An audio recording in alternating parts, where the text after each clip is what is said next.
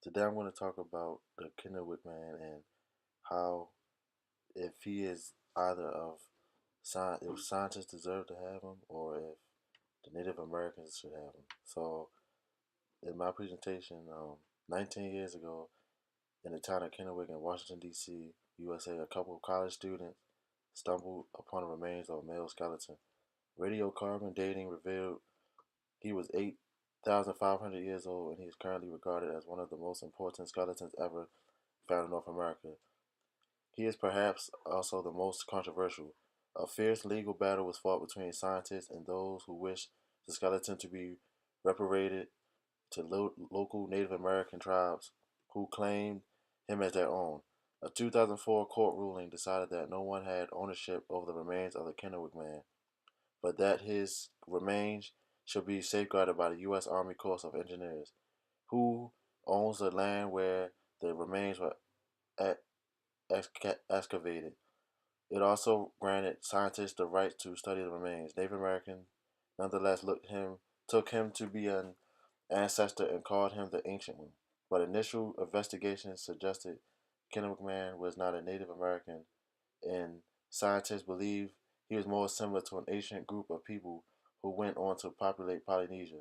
In fact, the Ainu people in Japan are thought to be the closest living relatives to this ancient group of people.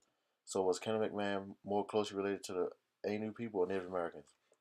The debate continued for 19 years until today.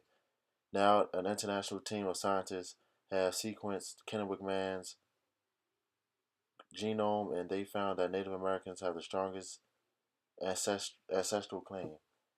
S.K. Willerslev, who was a professor with the Center for Geogenetics at the University of Copenhagen, Denmark, led the research and described the findings during a press conference held at the Burke Museum of Natural History and Culture in Seattle, USA.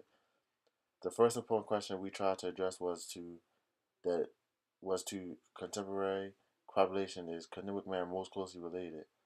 But it was very clear that the genome sequence shows that he was most closely related to contemporary Native Americans. DNA was extracted from one of Kennewick Man's hand bones. The DNA was highly degraded, but there was enough material for them to sequence the genome. They compared the results with the Worldwide Genomic Database as well as DNA samples volunteered from members of a local Native American tribe and the Ainu tribal chiefs in Japan, and found Kennewick Man's closest living relatives. The Kennewick Man is most closely related to modern Native Americans and not to Polynesians and the Ainu people of Japan, as others who had studied the remains that had previously thought Willerslev and his team then compared his DNA closely with that of present-day Americans to narrow down the search for Kennewick Man's closest relatives. They concluded that Kennewick Man's closest known relatives alive today are in fact the Confederate tribes of the Colville Reservation from Washington. From the genome, scientists can say that Kennewick Man and the Native Americans' common ancestors were probably living roughly 700 years before he was born. This so-called divergence point makes the time at which the last common ancestors between Kennewick Man and the modern Confederated tribes of the Colville Reservation existed around 9,200 years ago. One of the authors on the study, Rasmus Nielsen, is a professor in the statistical and computational aspects of evolutionary theory and genetics at the University of California, Berkeley, USA.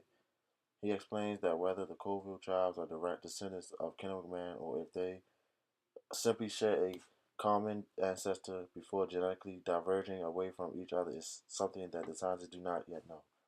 So, in my opinion, I think that the Kennewick Man belongs to the Native American tribes because they all go back and relate to what the Kennewick had, and also the different types of ancestral relevance he has to Native American history. There's no doubt in my mind that the Kennewick Man was Native American, so I think that every kind of distinction that they have to Native Americans, they deserve to keep his bones as a part of history, because his bones not only paved the way for the modern society, but they also paved the way for United States history. Because without his bones, then there would be no any colonies or any kind of civilization.